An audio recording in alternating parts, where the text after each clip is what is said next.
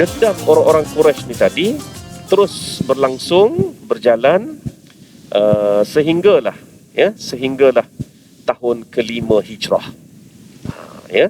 Bahkan Abu Sufyan selepas kegagalan dia membunuh Nabi Muhammad SAW dalam perang Uhud, dia balik, dia isytihar, aku tidak akan bersama mana-mana wanita termasuk isterinya yang sah. Assalamualaikum warahmatullahi wabarakatuh. A'udzubillahi minasyaitonirrajim. Bismillahirrahmanirrahim. Alhamdulillahilladzi hadana lihadza wa ma kunna linahtadiya laula an hadanallah. Allahumma salli wa sallim ala sayyidil anbiya'i wal mursalin wa ala alihi wa sahbihi ajma'in. Rabbi shrah li sadri wa yassir li amri wahlul 'uqdatam min lisani yafqahu qawli wa ba'd. Al-Fatihah. A'udzubillahi minasyaitonir rajim. Bismillahirrahmanirrahim. Alhamdulillah rabbil alamin arrahmanir rahim maliki yaumiddin iyyaka na'budu wa iyyaka nasta'in siratal ladzina an'amta 'alaihim ghairil maghdubi 'alaihim waladdallin. Amin ya rabbal alamin. Alhamdulillah, bersyukur kehadirat Allah Subhanahu wa taala kerana kita dipertemukan lagi dalam pertemuan ini, yang mana sebelum ini kita tertangguh lama. Saya pun bila Ustaz Zuhairi sebut pasal kuliah bermula, maka cari balik kat mana kita berhenti dulu kan. Kat mana lah kita berhenti dulu. Jadi insya-Allah pada malam ini kita cuba sambung berkenaan dengan kuliah fiqh sirah yang telah kita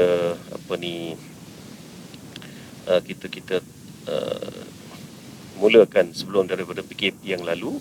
Dan insya-Allah tak silap saya, pada malam ni kita seharusnya bermula dengan peperangan Khandaq, peperangan Khandaq ataupun disebut juga peperangan Ahzab, peperangan Khandaq dan juga peperangan Ahzab.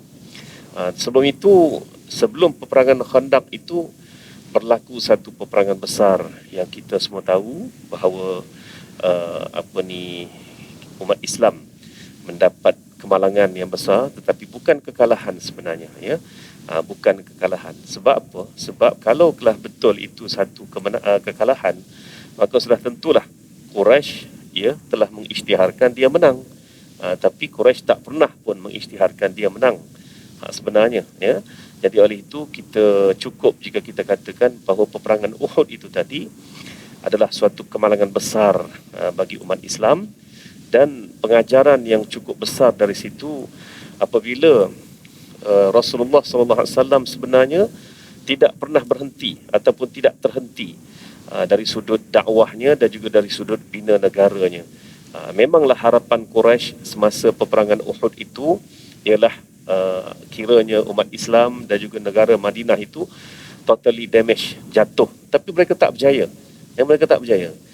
Sebab apa tak berjaya? Sebenarnya kalau kita kaji kan ayat-ayat suci Al-Quranul Karim, banyak yang menyebut berkenaan dengan pertahanan negara Islam. Banyak yang menyebut tentang pertahanan negara Islam.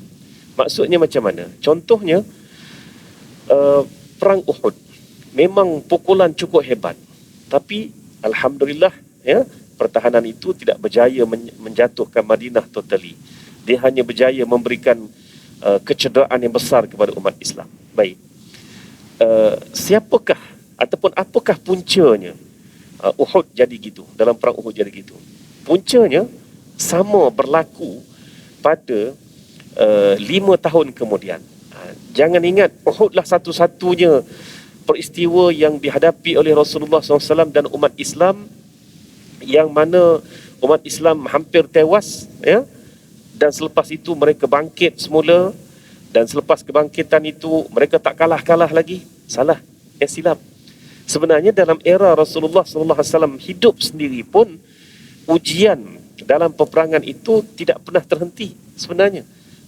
Dan ini menunjukkan bahawa Nabi SAW juga berusaha. Dia bukan kata Nabi ini oleh kerana dia ni mahbub, kekasih Allah, maka dia dijaga sepanjang masa oleh Allah Subhanahu Wa Taala, maka susah nak kalah. Sekali Uhud tu je. Bukan, tuan-tuan. Bila Nabi kata Aus dan Khazraj bersatu jadi Ansar, tak semua Aus dan Khazraj Ansar. Ansar ni ialah mereka yang telah memeluk Islam dan membantu para muhajirin ketika hijrah. Baru dapat Ansar. Jadi yang Aus dan Khazraj yang kemudian tu, yang baru masuk Islam kemudian, mereka tak dapat gelaran Ansar. Satu ketika saya buat umrah dengan keluarga. Jadi lepas sembahyang asar tu, ayah saya kata, ya, dia tak nak turun masjid lah, keluar dari Masjid Nabawi. Dia kata biar habis sampai Isyak baru kita balik. Okey. Saya pula masa tu terpaksa tengok jemaah dan sebagainya, biasalah kita muntawih ni. Jadi saya tinggal ayah saya di Masjid Nabawi, tuan-tuan, ya. Sebagaimana kita tahu, Masjid Nabawi ni tiang-tiang di hadapan dia tu menjadi halaqah Quraniyah, bukan? Jadi ayah saya pun baca Quran, apa berzikir apa semua. Tiba-tiba datanglah penyelia Quran. Datang penyelia Quran, dia maki seorang pakcik tu yang duduk bersandar di tiang tu. Rupanya tiang tu tiang guru Quran. Jadi dia maki kawan tu. Biasalah Arab ni kan. Dia maki. Sekali tu Arab tu selak dia punya imamah dia tu. Ana Ansari, kata dia. Yang tu je lah ayah saya faham je pun. Dia bukan faham. Dia sound kawan tu, dia kata aku ni Ansari, keturunan Ansar. Terus penyelia Quran ni pun letak beg, letak apa, terus sujud, nak sujud sampai ke lutut kawan tu. Mula-mula sujud kepala sampai nak sujud. Minta maaf. Jadi ayah saya pun tengok. Dia kata, oi, maknanya keturunan Ansar ni sampai ni, sampai tahun 2017 ni masih lagi dihormati. Kata, memang betul. Sebab bukan semua Aus dan Khazraj Ansar, tak. Mereka yang sempat memeluk Islam pada masa itu dan membantu umat Islam yang berhijrah, Ansar. Yang kemudian tak jadi Ansar, tuan-tuan, ya. Jadi jangan ingat, apabila Ansar itu sudah disatukan, Muhajirin pula disatukan, dan Ansar dan Muhajirin disatukan, settle. Semuanya sudah berhati baik, kasih mengasih, sayang menyayang satu sama lain. Tuan-tuan, kan? Ingat gitu ke? Tak. Ujian silih berganti dan hampir-hampir, tuan-tuan, Ansar dan Muhajirin ini bertetak-tetakkan. Selepas mereka mengecap kemenangan dalam satu peperangan, on the way balik ke Madinah, hampir berperang sama sendiri. Tuan-tuan, jarang orang kupas berkenaan dengan benda ni. Saya cerita ni bukan nak memburuk-burukkan Ansar dan Muhajirin, jangan silap faham. Saya cerita ni sebab ambil iktibar bahawa Nabi SAW pun tak pernah relax dalam isu ni. Isu bersatu hati antara umat Islam ni tak pernah relax. Sentiasa berusaha, ya. Jadi bila dilaporkan kepada Nabi SAW bahawa Ansar dan Muhajirin hampir nak bergaduh, nak berkeluar senjata, maka pada masa itu Nabi buat tindakan segera yang akhirnya melenyapkan, tuan-tuan, ya. Kenapa jadi gitu? Bukankah mereka ini sahabat, mendapat suluhan langsung daripada Nabi SAW? Tuan-tuan, manusia biasa tetap ada ujian. Kan biasa kita dengar kan, syaitan itu makin tinggi ilmu, makin tinggi martabat keilmuan, kealiman, kewarakan seseorang itu, makin besar general yang dihantar, kan? Betul tu bidalan tu sebenarnya, betul, bukan tak betul, ya. Syaitan lagi besar, gitu, kan? Jadi kehebatan Nabi SAW menyelesaikan masalah inilah yang menjadi ibrah ataupun pengajaran kepada kita pada hari ini. Jadi dalam contoh perang Uhud contohnya, tuan-tuan, ya. Dalam perang Uhud memang umat Islam down habis-habisan. Bayangkan, bahkan mereka ingat tengah-tengah perang berkecamuk, mereka ingat Nabi dah mati, dah wafat, terkorban. Kerana orang yang menetak Nabi tadi tu, orang yang menetak Nabi tadi tu melaungkan Muhammad dah mati, aku dah bunuh ni, darah dia ada dekat kapak aku ni. Kapak, tuan-tuan. Dan Nabi pengsan pada masa itu, pengsan sungguh. Dan bila Nabi sedar balik, Umar Ibn Khattab yang ada di sisi Nabi, dia jaga sendiri Nabi. Dia nak menjerit balik, nak melaung balik. Nabi masih hidup, tapi Nabi kata biar. Sebab apa? Sebabnya Umar duk ingat, bila dia jerit Nabi masih hidup, umat Islam naik semangat. Tapi Nabi pandang lain. Nabi kata mereka tu nak bunuh aku je. Jadi apabila mereka dengar aku dah mati, mereka slow lah. Jadi biarkan. Jadi bayangkan, moral tentera Islam tu sudah jatuh sudah pada masa tu. Jatuh dah. Pengajaran jatuh, kita tahu kenapa. Sebab jatuh tu tadi tu, hati tak ikhlas dalam memimpin pasukan tadi. Dah jatuh dah kat situ. Baik.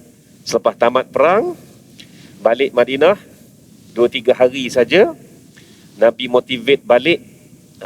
Nabi motivate balik hati, jiwa tentera-tentera Islam ni, ataupun orang-orang Islam ni keseluruhannya, dengan cara apa? Dengan cara Nabi suruh mereka keluar saat tu juga. Dikatakan tak lebih 3 hari Nabi berada di Madinah selepas daripada perang Uhud. Nabi kata semua kena keluar balik. Keluar ke mana? Siapa selagi larat, bangun. Tentera Uhud 700 orang. Syahid 70 lebih, 80 kita kata. Cedera, ramai yang cedera. Katalah yang boleh bangun, masih boleh bangun lagi, dalam 500 lebih katakan. Jadi Nabi wajibkan keluar. Semua kena keluar selagi boleh bangun. Ada orang yang tak keluar masa Uhud, offer, ya Rasulullah, saya ikut serta. No, jangan. Itu dia. Cara nak motivate ni. Jangan, Nabi kata, yang tak keluar dalam Uhud, jangan keluar kali ni. Jangan keluar. Okey, keluarlah. Menuju ke mana? Menuju ke suatu kawasan namanya Hamra'ul Asad. Hamra'ul Asad. Kawasan kemerahan singa. Padang pasir. Mungkin zaman tu memang ada sungguh singa padang pasir tu, boleh jadi. Hamra'ul Asad ni dalam 5 batu dari Zulhulaifah. Sebab apa? Sebab Nabi dengar Uhud, ni apa ni, bukan Nabi dengar, memang semua dengar, bahawa Abu Sufyan dia tidak akan balik ke Mekah selagi mana tidak berjaya membunuh Nabi Muhammad SAW. Dia tak akan balik. Dia berundur sekejap je. Jadi dapat berita bahawa mereka berkumpul di Hamra'ul Asad, tuan-tuan. Yang menariknya, nak sampai ke Hamra'ul Asad itu memakan masa semalaman. 5 batu berjalan, bukannya bukannya macam sekarang 5 batu 10 minit ikut sampai. Kan? Dan Hamra'ul Asad ini memang ada signboard dia. Kalau tuan-tuan dari Madinah menuju ke Mekah, memang ada signboard dia. Okey, cuma tak tahu kisah saja. Kali ni boleh pergi umrah ni, kita tengok semua tempat kan, insya-Allah. Jadi Nabi bawa, bila menjelang malam, Nabi perintahkan setiap tentera muslimin memasang 2 obor, 2 jamung. Orang Melayu panggil jamung, istilah lama kan, 2 obor. Jadi kalau 500 bermakna 1000.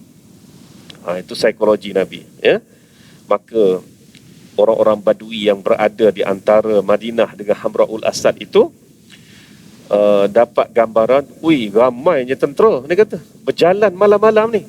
Walhanya itu semua tu hanya obor sahaja yang banyaknya.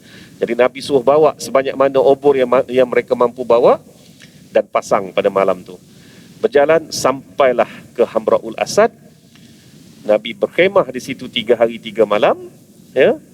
Dan orang-orang Quraisy tak muncul-muncul. Sebab apa? Sebab mereka dapat berita bahawa tentera Madinah keluar mengejar mereka dengan begitu ramai, dan mereka pun tak semuanya yang sanggup tunggu. Ada yang dah lari balik ke Mekah sebab mereka pun sebenarnya tak nak berperang. Jadi tuan-tuan, di situ tentera-tentera muslimin secara tak langsung sudah terbina jiwanya.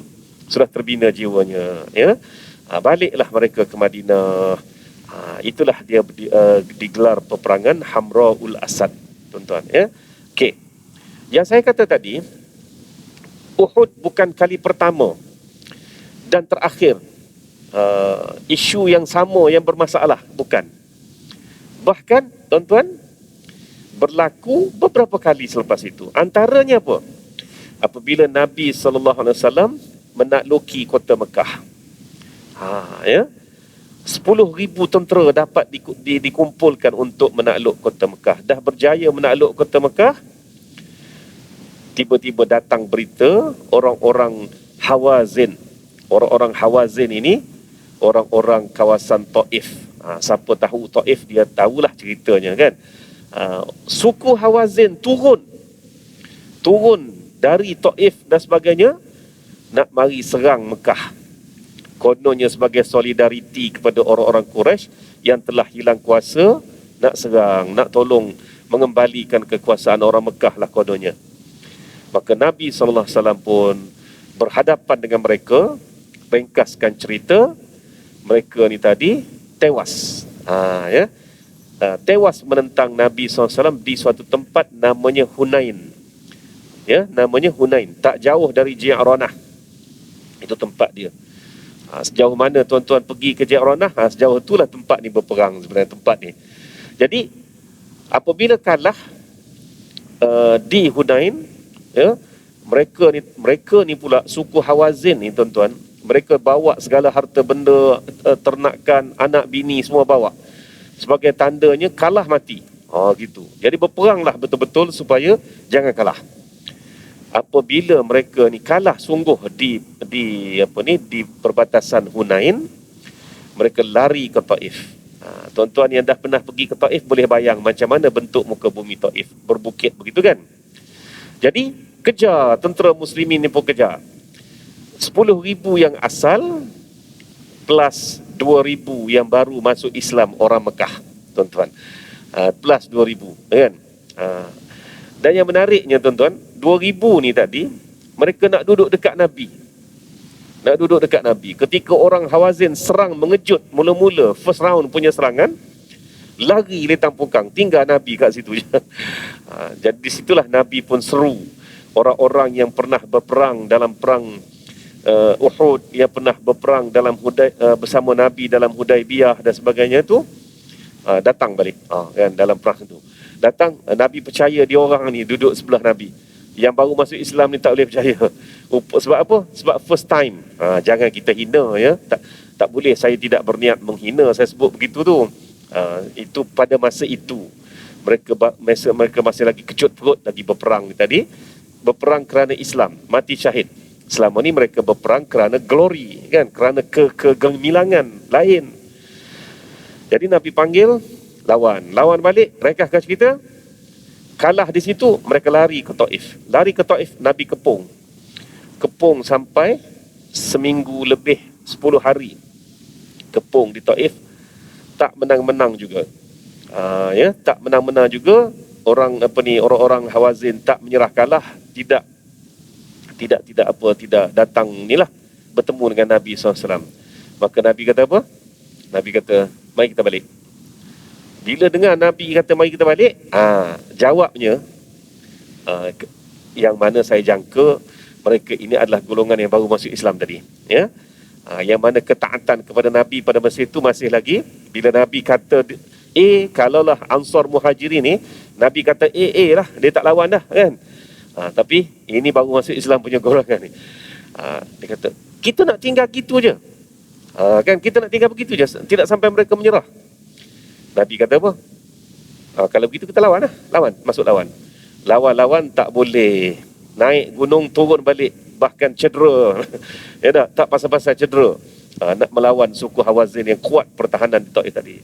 Maka Nabi kata, esok kita balik. Maka baliklah Nabi SAW singgah di Ji'ranah. Okey, apa pengajaran dia?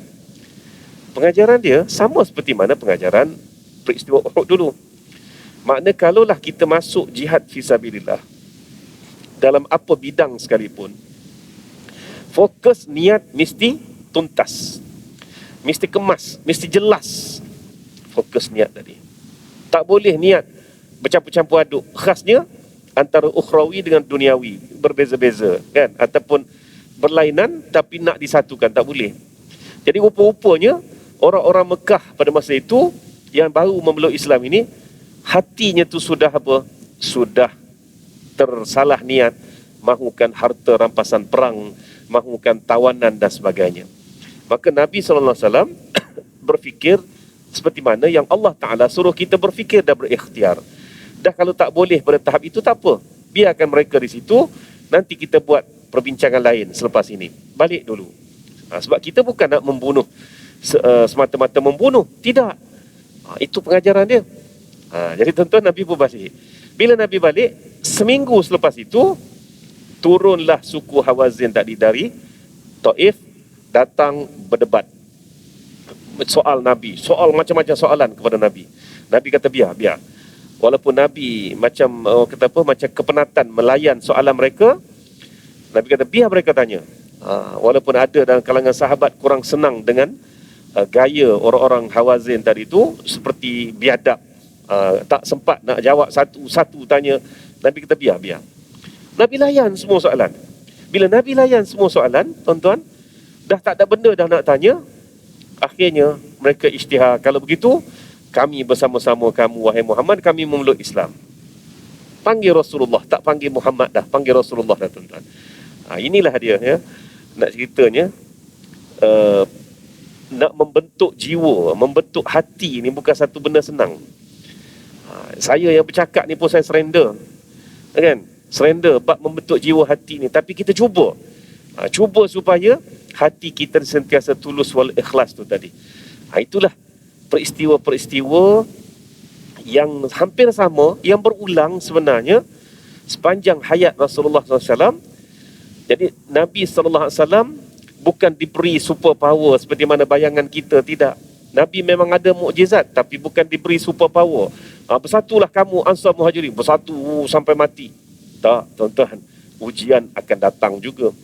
Kalau Nabi ada super power macam tu, dia sebut masuk Islam lah, semua satu Mekah masuk Islam lah.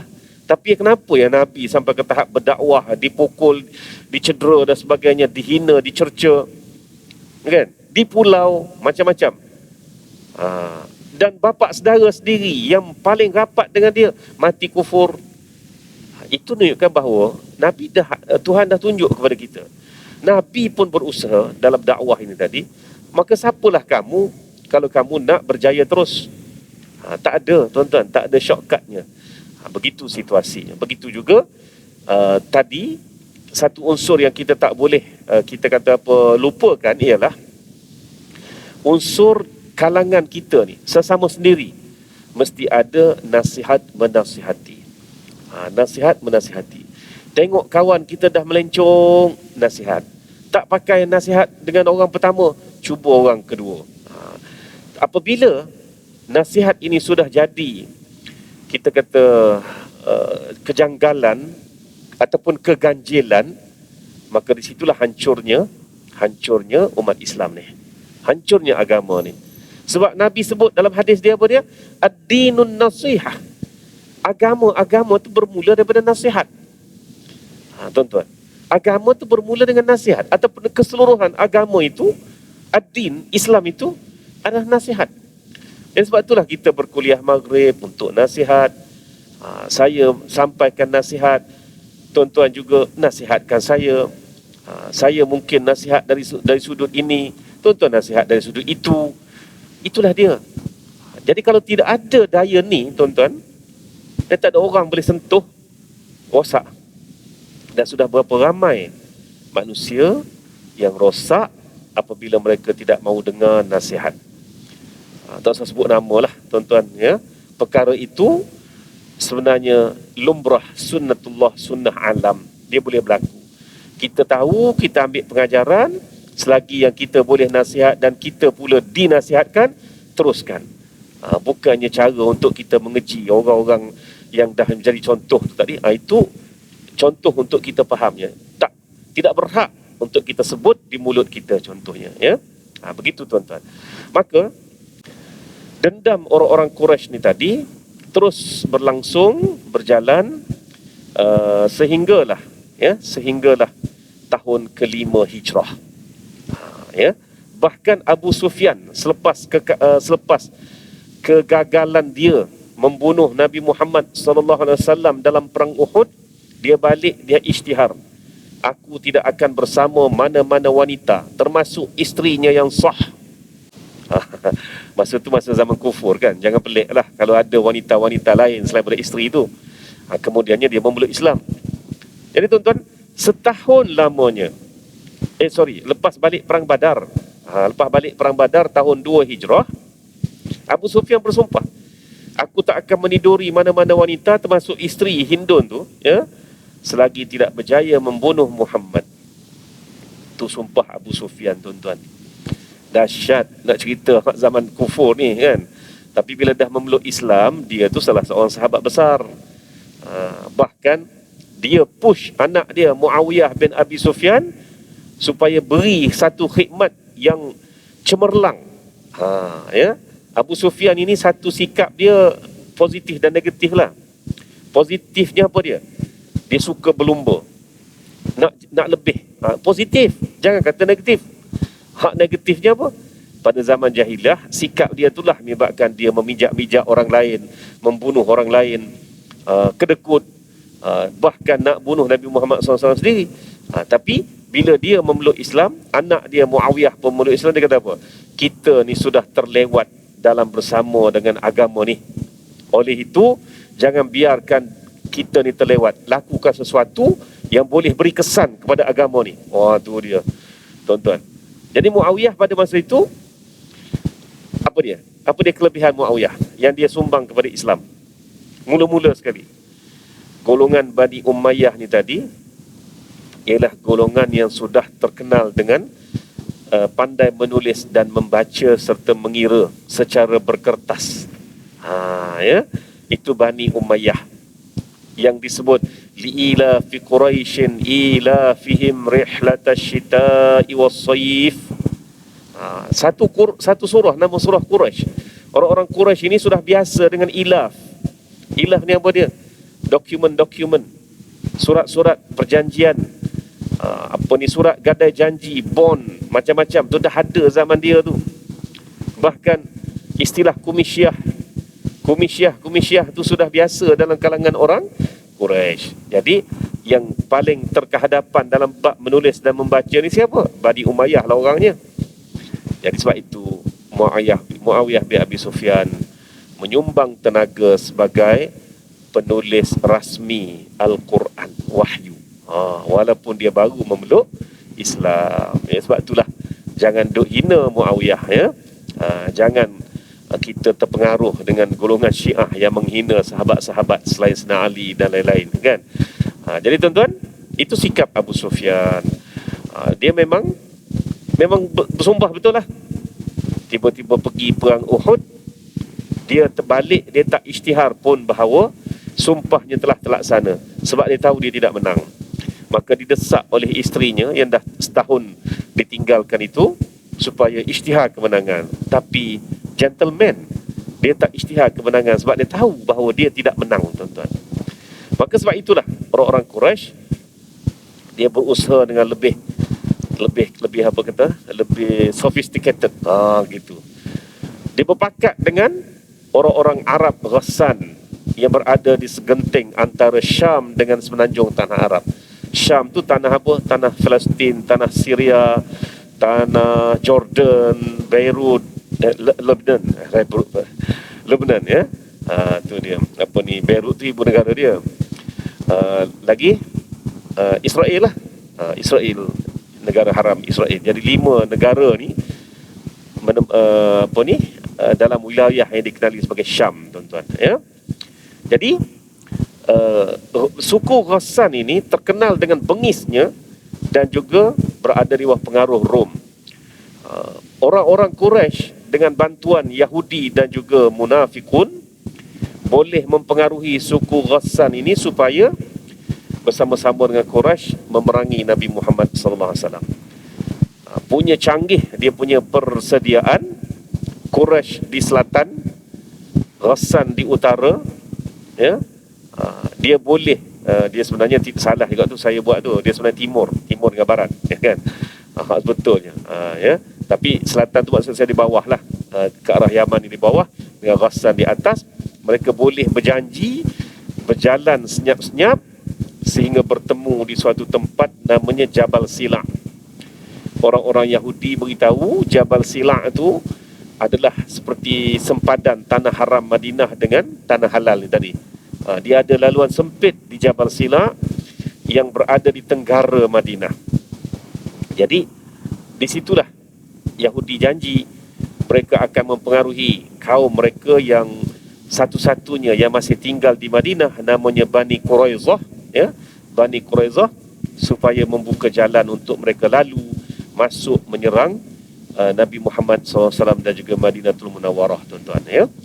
Jadi canggih persepakatan mereka ini sehingga turun, ya, orang Mekah naik sikit-sikit bertemu dengan kabilah-kabilah Badui. Orang Ghassan pula turun bertembung di Jabal Sila. Sehinggalah Nabi SAW mendapat perkhabaran daripada Jibril AS dan juga pengintip-pengintip Nabi SAW sendiri bahawa gerombolan senyap-senyap ini sedang menuju ke arah Jabal Sila, iaitu arah tenggara, tenggara daripada Madinatul Munawwarah. Jadi tuan-tuan, disitulah munculnya perbincangan Nabi SAW dan juga para sahabat macam mana nak menghadapi bala tentera yang 10,000 orang besar ni.